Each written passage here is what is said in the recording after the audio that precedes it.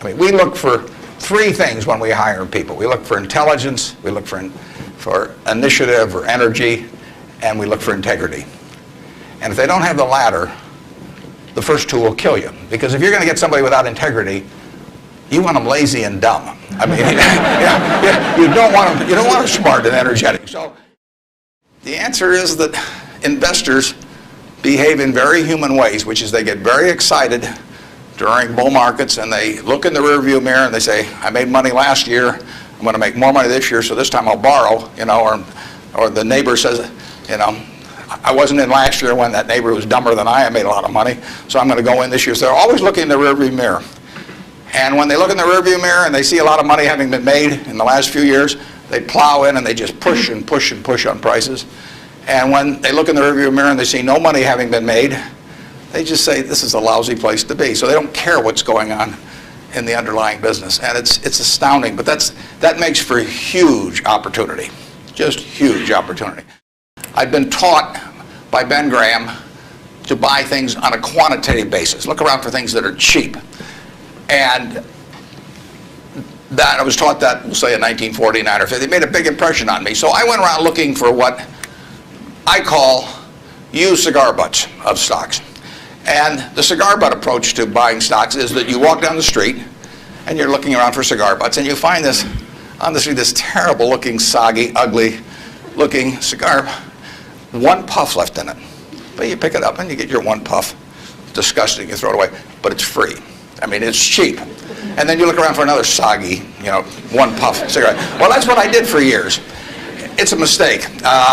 Although you can make money doing it, but you can't make it with big money. It's so much easier just to buy wonderful businesses. So now I would rather buy a wonderful business at a fair price than a fair business at a wonderful price.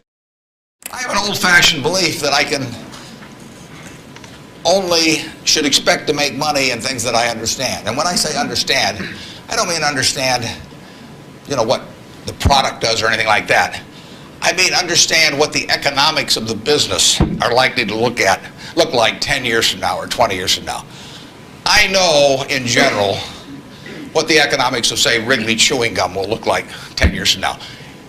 The internet isn't going to change the way people chew gum. It isn't going to change which gum they chew.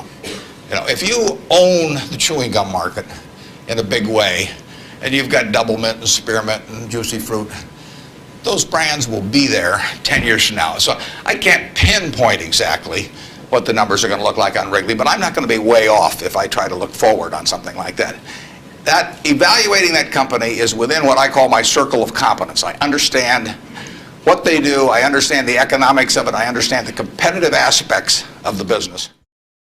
The biggest mistakes we've made by far,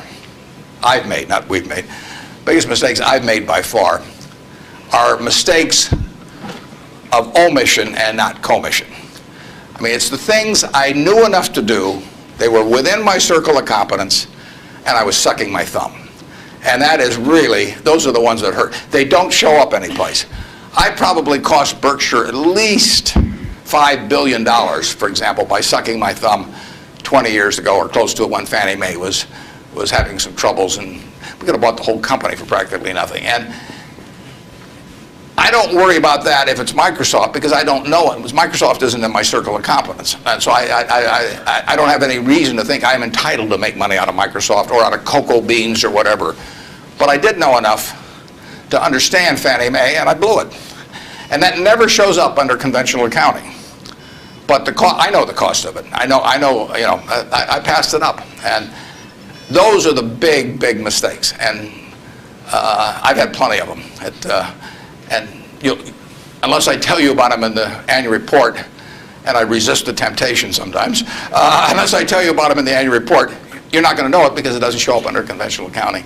But omission is way bigger than commission. There's big opportunities in life have to be seized. We don't do very many things, but when we get the chance to do something that's right and big, we've got to do it. And even to do it in a small scale is just as big a mistake almost as not doing it at all. I mean, you've really got to grab them when they come, because you're not going to get 500 great opportunities. In terms of our wholly owned businesses, we're not going to sell no matter how much anybody offers us for them. I mean, if somebody offers us 3 times what something is worth, at See's Candy, the Buffalo News, Borsheim's, whatever it may be, we're not going to sell it. I may be wrong in having that approach. I know I'm not wrong if I owned 100% of Berkshire, because that's the way I want to live my life. I've got all the money I could possibly need. You know, it just amounts to a change in the newspaper story on my obituary and the amount of money that the foundation has. And to break off relationships with people I like and people that have joined me because they think it's a permanent home, to do that simply because somebody waves a big check at me would be like selling one of my children because somebody waved a big check. So I won't do that. And I want to tell my partners I won't do it so that they're not disappointed in me. More and more with certain stocks, we've got that approach. Now, if we were chronically short of funds and had all kinds of opportunities coming, we might have a somewhat different approach. But our inclination is not to sell things unless we get really discouraged perhaps with the management, or we think the economic characteristics of the business change in a big way. I mean, and that happens. So, but we're not going to sell simply because it looks too high, in all likelihood. I mean, you can't make that 100%. So now let's go over here. Hello, Mr. Buffett. I got two short questions. One is, how do you find intrinsic value in a company? Well, intrinsic value is the number that if you were all-knowing about the future and could predict all the cash that a business would give you between now and Judgment Day, discounted at the proper discount rate, that number is what the intrinsic value of a business is. In other words, the only reason for making an investment and laying out money now is to get more money later on, right? That's what investing is all about. Now, when you look at a stock, when you look at a bond, assuming it's the United States government bond, it's very easy to tell how much you're going to get back. It says it right on the bond. It says when you get the interest payments. It says when you get the principal.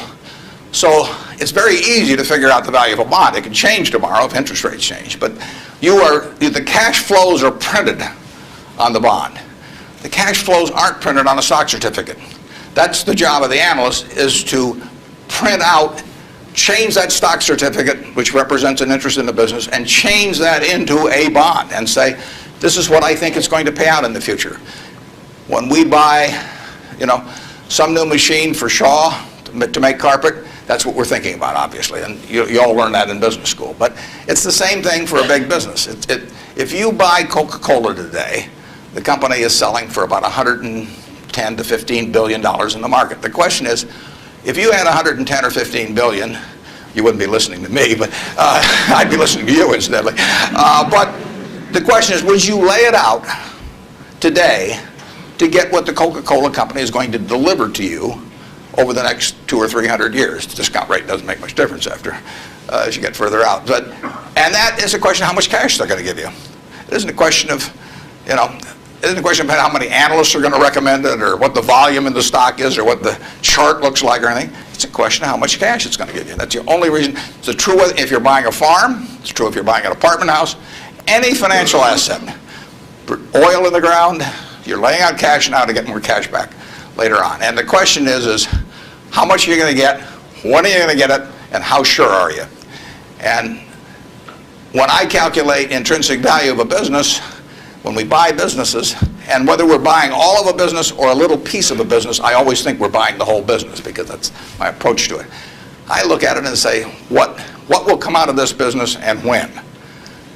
And what you really like, of course, is them to be able to use the money they earn and earn higher returns on it as you go along. I mean, Berkshire has never distributed anything to its shareholders, but its ability to distribute goes up as the value of the businesses we own increases.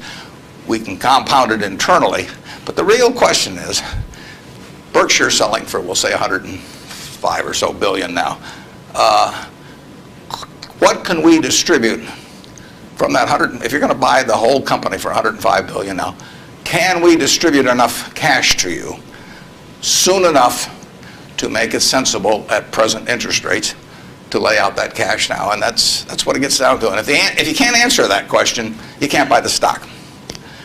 You can gamble in the stock if you want to, or your neighbors can buy it. But if you don't answer that question, and I can't answer that for internet companies, for example. There are a lot of companies, there are all kinds of companies I can't answer it for, but I just stay away from those.